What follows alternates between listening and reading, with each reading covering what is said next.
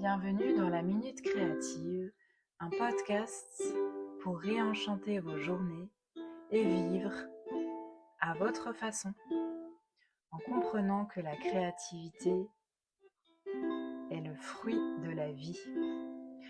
Je m'appelle Marie-Liesse et je suis art-thérapeute, artiste, humaine, et je vous propose d'échanger avec nos invités de qualité qui viendront proposer leur vision de la créativité et partager leurs meilleurs tips. Belle écoute! Bonjour Sophie et bienvenue dans le podcast de la Minute Créative. Je suis très heureuse d'ouvrir cette deuxième saison avec toi. Donc ça fait un moment qu'on s'en était parlé et puis ça se réalise. Donc c'est ça, la co-création, c'est de voir ce moment où deux mondes se rencontrent et peuvent faire ensemble, peuvent s'apprivoiser et trouver des chemins d'ouverture. Sophie, c'est une amie et c'est une artiste, une artisane, une créative, une créatrice que j'aime beaucoup, tant sur le plan personnel que professionnel. Et notamment, elle a créé sa marque Heliconia, dont elle vous parlera sûrement. Et elle crée des bijoux, des perles en tissage, notamment des boucles d'oreilles. J'en ai pas mal dans ma collection. Et quand je l'ai rencontrée sur un stand de marché, j'ai tout de suite accroché en fait avec les couleurs évidemment, avec la vibe, avec l'intention portée dans les créations. Donc pour moi, c'était une évidence qu'elle soit une invitée de marque dans ce podcast. En voilà, Sophie, tu peux compléter la présentation et bienvenue. Oui, ben merci déjà. Déjà, merci pour la présentation et surtout pour l'invitation. Moi aussi, je suis ravie qu'on puisse enfin concrétiser et enregistrer ce podcast dont on avait parlé depuis assez longtemps. Et ben, tu as très bien décrit notre rencontre et ce que je fais toujours aujourd'hui. Donc, ce que je fais et enfin, comme activité professionnelle. Donc, la création de la marque Heliconia et surtout au quotidien, créer des bijoux colorés et joyeux qui aident, qui j'espère aident les femmes à se sentir belles et bien dans leur corps parce que pour moi, l'apparat, c'est quelque chose de quand même très important pour se sentir bien aussi avec soi-même. Donc voilà.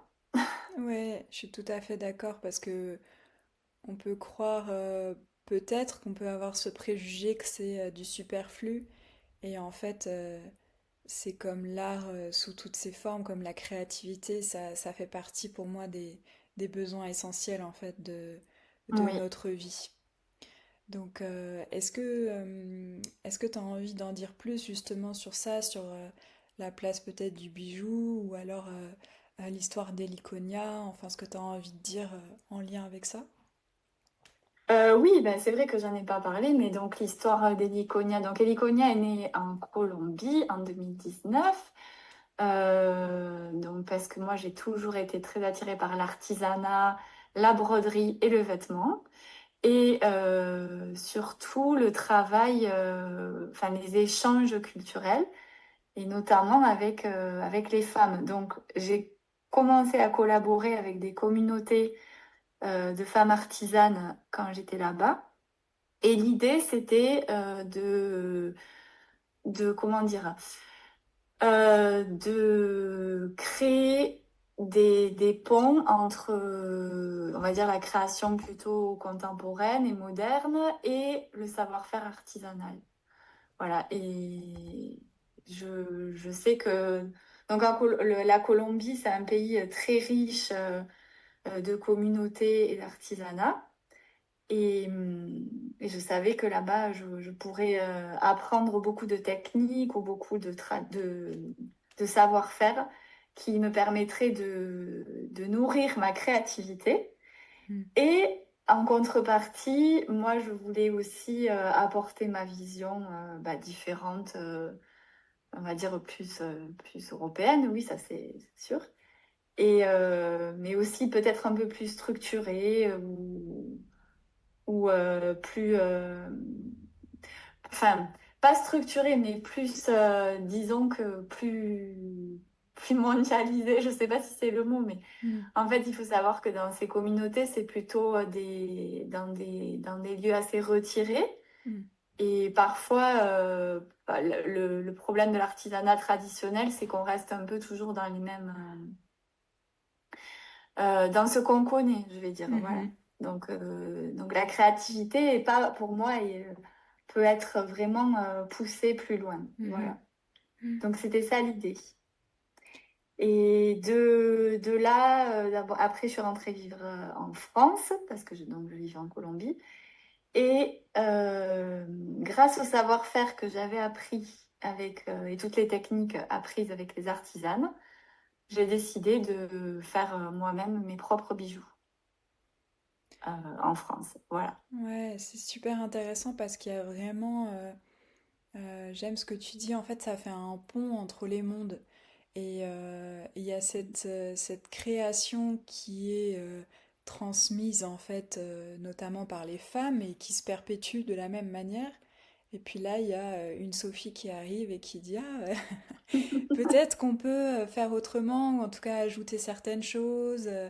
Et en tout cas, du coup, tu mets ta touche et puis c'est comme ça que tu crées ta marque et que tu proposes en fait des bijoux originaux aux femmes modernes tout en gardant ce savoir-faire en fait Ouais, auquel tu continues à te former finalement parce que t'es oui, retourné cette année et donc il y a vraiment cet aspect de pont et de renouvellement de la créativité. Donc pour moi, c'est vraiment ça la créativité, c'est quelque chose justement qui est en mouvement. oui, ouais, totalement. Mais pour moi, c'est aussi important, comme tu disais, de créer ces ponts et le fait enfin, comment dire, j'ai intégré toute l'histoire voilà, de mes voyages et du savoir-faire que j'avais appris là-bas. C'est vraiment, ça fait partie intégrante de l'identité de la marque. Et c'est vrai que c'est ce que je mets en avant en premier. Que cette technique et cette créativité, je l'ai développée ben non, en fait, c'est plutôt le contraire. C'est plutôt cette créativité, je l'ai développée grâce aux techniques que ces femmes m'ont enseignées. Mm. Voilà. Ouais, c'est ça qui Et est. ça, j'y tiens parce que voilà, c'est. Et puis aussi, voilà, c'est après comment le transcrire ici de manière un peu plus moderne et adaptée au marché, parce qu'il ne faut pas oublier que c'est une activité commerciale aussi et professionnelle. Donc il faut que ce soit adapté au marché. Et c'est ça qui est super intéressant justement dans la créativité, quoi. Mm. De s'adapter aux demandes du marché européen. Mm. Ouais, tout à fait. Voilà. Donc il y a vraiment cet aspect culturel qui est important, que ce soit de là-bas ou d'ici. Et donc avec cette notion de voyage, et en fait, c'est adapté au marché européen, comme tu dis.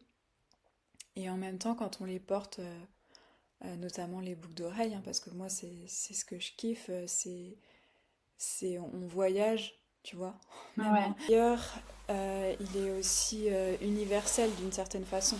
Et c'est ça qui est Oui. intéressant dans la créativité.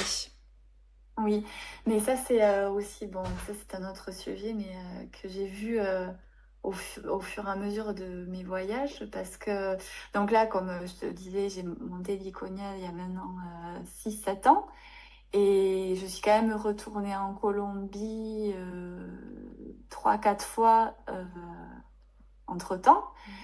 Et en fait, chaque année, je vois les effets quand même de la mondialisation là-bas et de l'adaptation à un marché plus globalisé. Donc, bon, ça a au niveau de la créativité, je dirais que ça a aussi des avantages, quoi. Enfin, il n'y a pas que des aspects négatifs à la mondialisation, on va dire. Mhm. Voilà. Et du coup, tout ça pour dire que les artisanes colombiennes sont aussi en mesure de proposer des techniques qui ont évolué aussi, voilà, et des matériaux qui ont évolué, qui sont plus aussi ancestraux et traditionnels qu'avant. Et du coup, on arrive à des produits haut de gamme, enfin magnifiques et qui peuvent être portés aussi bien en Colombie qu'en France, je dirais, Mm. au quotidien. Ouais, c'est trop bien. De toute façon, on mettra, enfin, je mettrai en barre d'infos le lien vers ton site, mais bon, on va continuer sur notre sujet de la Ouais. créativité. Du coup, qu'est-ce que tu pourrais dire sur la créativité en général? Qu'est-ce que c'est pour toi? Quelle place elle a dans ta vie? Comment tu la vis? Euh, la créativité, mais alors, pour moi, elle est centrale, c'est au quotidien. Mm. Et ce qui m'interpelle toujours, c'est enfin, la créativité, on la trouve partout, partout, que ce soit dans les réalisations, euh, mais aussi dans les idées, surtout. Enfin, pour moi, c'est aussi dans les idées. Et ce qui m'interpelle, donc, c'est quand les gens me disent Ah, c'est génial ce que vous faites et tout. Moi, je suis pas du tout créative. Alors là, là, je dis non, c'est pas possible. En fait, tout le monde est créatif. Dès que vous avez une idée, vous êtes créatif. Mm. On crée, je pense que on crée sans s'en rendre compte, en fait. Mm. Euh, Quand on prend un bout de papier pour écrire une pensée, ça peut mener à, voilà, c'est créatif. Je sais pas moi, quand on téléphone et qu'on gribouille un dessin sur un papier, c'est créatif. Mm. En fait, euh, la créativité, elle peut être partout. On regarde, je sais pas, on regarde le ciel et les nuages, ça peut nous amener dans nos pensées, à une idée, à développer une idée ou une réalisation. Donc voilà, c'est la créativité, elle est un peu partout. Euh, voilà. Mais pourquoi alors tu dis que t'es pas créative? Non, non, je disais que c'est les personnes qui me disaient. En fait, moi, je suis créative, mais Ouais, je disais que c'était les personnes qui me disaient qu'elles n'étaient pas ouais, créatives, d'accord. justement. Mm. Mm. Voilà. Alors qu'en Et que fait, moi, je leur répondais que c'était pas possible parce que même c'est que qu'au quotidien, tout le monde est créatif. Voilà, quand on fait une recette de cuisine, on est créatif, on met sa touche personnelle. Donc, ouais, sinon, si on n'était pas, sinon on serait des robots. Donc, ouais. la différence, je pense, entre humain et robot, c'est un peu ça. C'est justement la créativité, l'envie de créer. Oui, voilà, de créer. Mm. Que ce soit avec les couleurs, avec les mots, avec les idées. Voilà. Et je sais que tu danses aussi. Est-ce que tu trouves que la danse telle que tu la vis ou tu la pratiques, c'est une forme de créativité? La danse, c'est un peu plus enfin, disons que en fait, comme je fais de la danse ou donc plutôt de la danse salsa. Attends, alors je réfléchis. Oui, alors, il y a quand même donc il y a quand même le leader Mhm. qui impose un peu le mouvement qu'on va faire, donc, puisque c'est une danse qui est à deux. Oui. Mais la créativité, on dit enfin, elle est là parce que donc la partenaire met sa touche, justement, son style et sa touche. Voilà. Mais par contre, je dirais qu'en danse, pour moi, c'est moins spontané. Mhm. Voilà, c'est moins spontané. parce qu'il faut quand même suivre. C'est plus théorique, je vais dire.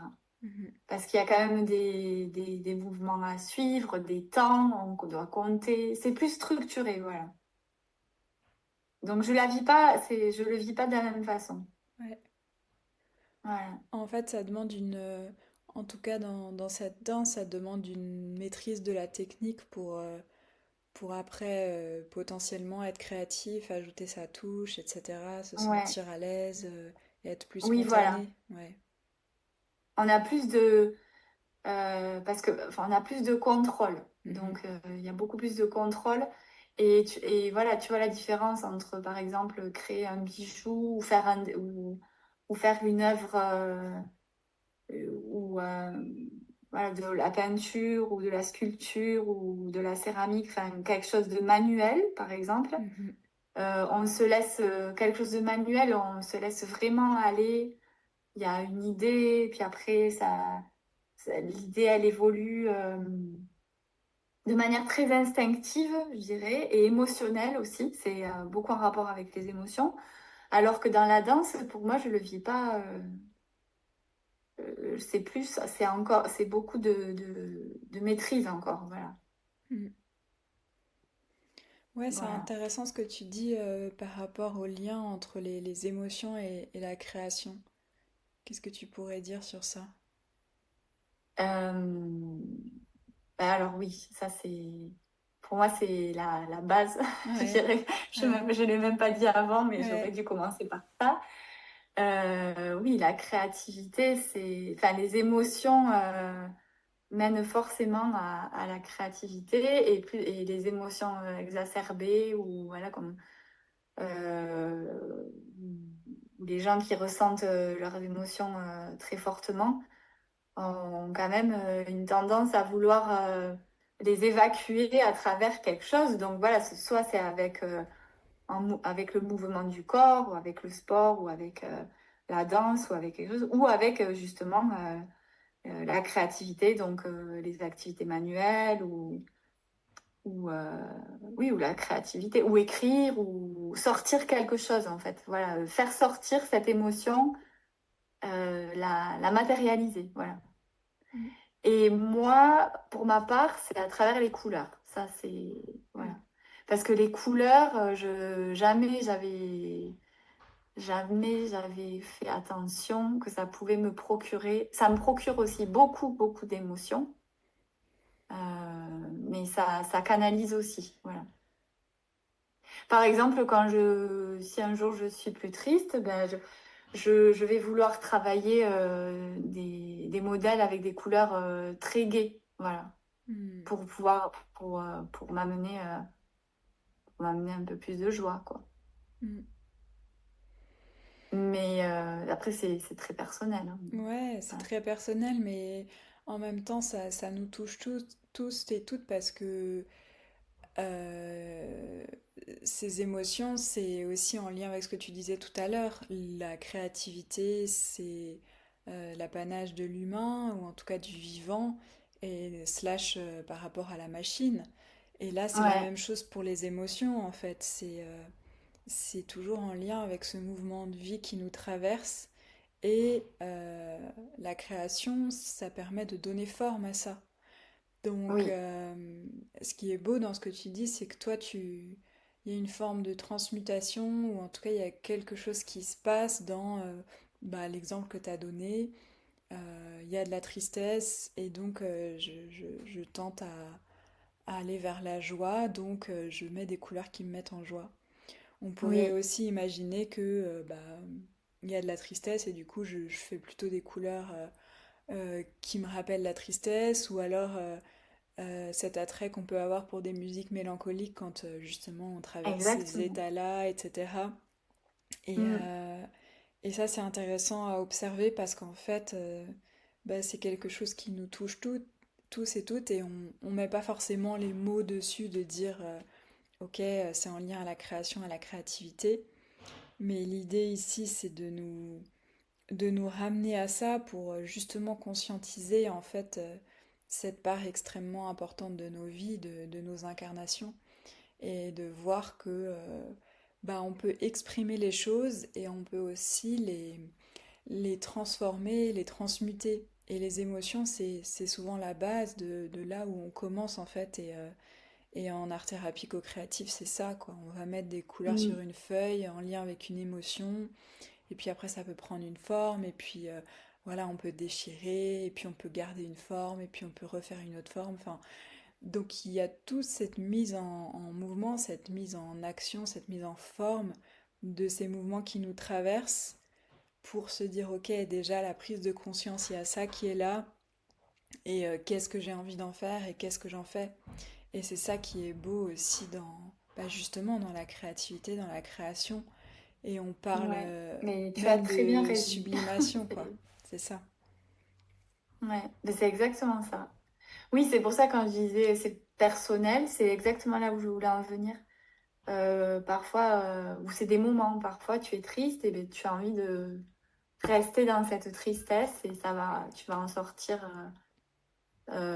quelque chose de très créatif et parfois tu as envie de contrebalancer, de sortir de là. Et la créativité, la création, la création, je trouve aussi, va t'aider à pouvoir sortir de tes émotions qui sont pas, qui ne sont pas les bienvenues à ce moment-là, je vais dire, si je pourrais dire comme ça, Oui.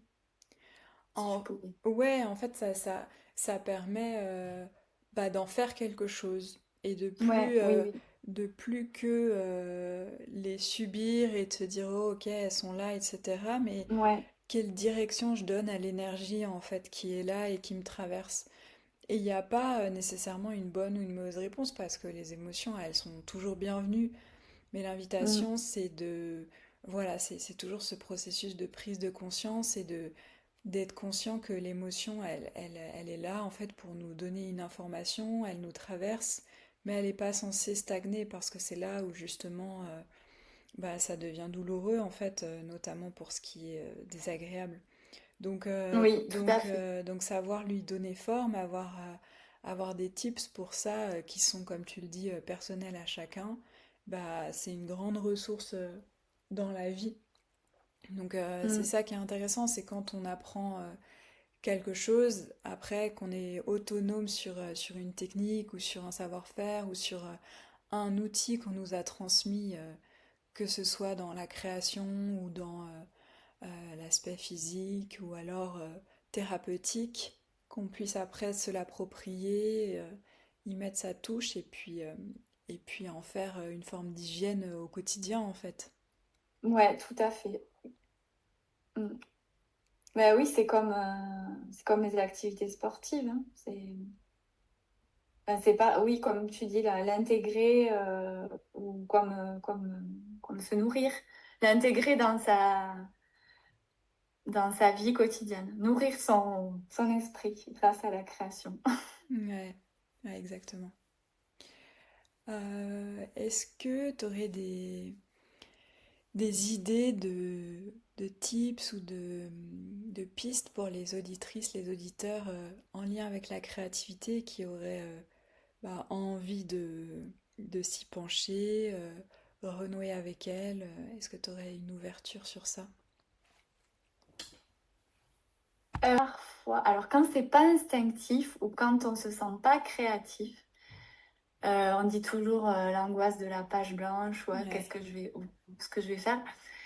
Ça serait justement essayer de pas laisser tomber, quoi. Mais justement, voilà, la page blanche, elle est là, il faut l'accueillir et, euh, et peut-être il y a ça peut-être qu'en étant un peu persévérant, il y a quelque chose qui pourra sortir. Ou souvent, moi j'ai la page blanche, enfin l'angoisse de la page blanche, pas forcément pour écrire, mais pour quand je veux faire un dessin ou quand je veux peindre. Mm. Et donc voilà, ça arrive que je reste 5 minutes, 10 minutes, un quart d'heure à me dire mais qu'est-ce que je vais faire? Mais je me dis, ben en fait je laisse pas tomber quoi, je persévère. Et c'est pareil aussi quand je crée pour les bijoux. Souvent, je suis pas, enfin, il y a des jours où je sais pas un bon mood pour créer. Alors, bon, voilà, c'est pas une règle la règle, elle peut se défaire parce qu'il y a des jours où j'y arrive pas. Mm. Mais je me rends compte quand même que si je persévère un peu, je vais réussir à sortir des bonnes choses. Voilà. C'est là justement où je vais réussir à sortir des choses très intéressantes et que j'aurais jamais fait en temps normal. Mm. Donc, mon conseil, ce serait que même si c'est difficile et même si on n'est pas inspiré, de persévérer. Parce qu'il y a toujours Voilà. quelque chose qui va en sortir. Voilà, parce qu'il y a toujours quelque chose qui va en sortir. Et notamment, ça, c'est l'histoire de enfin, la dernière collection. J'ai créé une paire de nouvelles créoles. C'était en Colombie. J'étais pas dans un bon mood ce jour-là. J'étais frustrée. Enfin, il y a rien qui allait. J'étais de très mauvaise humeur. Et le fait de, et j'étais donc, j'étais avec une artisane qui m'enseignait. Et donc, j'avais pas forcément le choix. Je pouvais pas lâcher tout et partir. Elle voyait que j'étais un peu perdue, que ça marchait pas, mais elle me disait, bon, mais c'est pas grave, on va y arriver. Enfin, elle m'a laissé le temps et l'espace. Et au final, au bout d'une heure, le truc s'est décanté et il en est sorti un super modèle avec de super couleurs. Et voilà, qui aujourd'hui fonctionne très bien. Et c'est un modèle qui plaît beaucoup. Et je me dis, mais ça, c'est vraiment une preuve et que même quand on est mal, enfin, où on est un jour où on n'est pas dans un bon mood, on peut quand même en sortir quelque chose de bien si on s'accroche et si on persévère. Ouais, Encore une fois, c'est un bel pas exemple. tout le temps, pas tout Ouais, le ouais, temps, ouais. mais ça peut arriver. Bah, comme tu l'as dit, c'est pas magique et c'est pas, voilà, Ouais, on reste humain, on est en mouvement, mais, euh, mais c'est un super exemple. C'est un super exemple parce que, en fait, on va puiser dans les ressources et dans l'inspiration avec un grand I qui est toujours Mm. dans l'air. Et puis, si on reste ouverte malgré, justement la difficulté, bah, il y a des choses qui peuvent cliquer, qui peuvent descendre. Ouais, Et là, il se passe quelque chose. Et ce que oui, j'aime aussi, c'est dans le décor que tu plantes, c'est l'ouverture de la personne qui est avec toi, en fait, qui saisit ton état émotionnel et qui reste là, qui maintient l'espace, etc. Et c'est ce qui nous permet, nous aussi, qu'on soit accompagné ou seul, en fait, de créer, c'est-à-dire d'avoir ouais, cet espace sécure et de s'accrocher à soit à une ressource extérieure, soit à vraiment son être profond, l'endroit où on oui, dit en fait que c'est le fond de l'océan et même si en surface ça s'agite, on sait, on est persuadé qu'au fond c'est le calme et que si on se branche sur ça, eh ben, il y a quelque chose qui va advenir, que ce soit là ou dans une heure ou le lendemain, c'est pas l'importance de la temporalité, mais c'est d'en être tellement assuré que de toute façon c'est ce qui va advenir en fait. mm. Ouais, ouais, c'est ça. Et c'est intéressant. Ce qui est intéressant aussi, c'est que ouais, si j'avais été toute seule, tu vois, c'est un jour où j'aurais sûrement lâché. Mm. J'aurais dit non, non. Bon, voilà. Après, Mm. ce serait pas autre chose. Mais c'est vrai que le fait qu'il y a une autre personne, une tierce personne et en fait, le message, c'était non, non, mais je vais pas t'apporter la solution. Et je vais pas le faire à ta place et je vais juste Mm. te laisser enfin voilà si je vais juste être en support quoi voilà et ça c'était la dynamique était très intéressante. Ouais, ça me fait vraiment penser à la place d'art thérapeute, tu vois, c'est Bah que ouais. Mm. je vais pas dire à l'accompagner c'est comme si c'est comme ça, mais je vais être en présence et c'est aussi potentiellement ce qui va permettre à la psyché de l'autre de s'exprimer. Donc, euh, donc c'est beau. Est-ce que Ouais. tu as un mot de la fin, Sophie, avant qu'on se quitte pour cet épisode? Mais oui que oui à toutes les personnes de ne pas se restreindre dans leur créativité et de laisser parler ce qui vient, que ce soit de manière instinctive ou cérébrale, ou enfin voilà, de vraiment explorer, toutes les ressources pour à la créativité. Oui, Et de pas se restreindre, voilà, et de pas se dire, ah, mais de toute façon, je suis pas créative, ou de pas se restreindre, voilà. mm, oui, parce que quand on commence à mettre la main à la pâte et qu'on réalise justement ce qu'on est capable de réaliser, et ben tout de suite Ouais, ça fait shifter l'énergie et ça nous fait passer de victime à acteur, à actrice en fait de notre vie. ouais, complètement. Et c'est là où ça devient intéressant. Donc merci beaucoup pour ta présence lumineuse avec nous, Sophie, Mais merci à toi.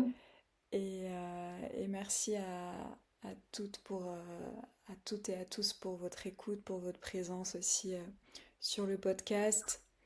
Comme d'habitude, les pouces en l'air, les commentaires, les partages sont très soutenants, comme vous le savez, puisqu'ici c'est fait avec amour, donc voilà, c'est ça qui soutient l'énergie et le travail.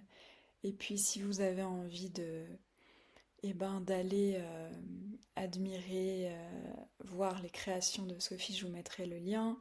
Et si vous avez envie ou besoin d'aller plus loin dans le soin avec moi, vous avez aussi mes informations en description. À très bientôt. Salut!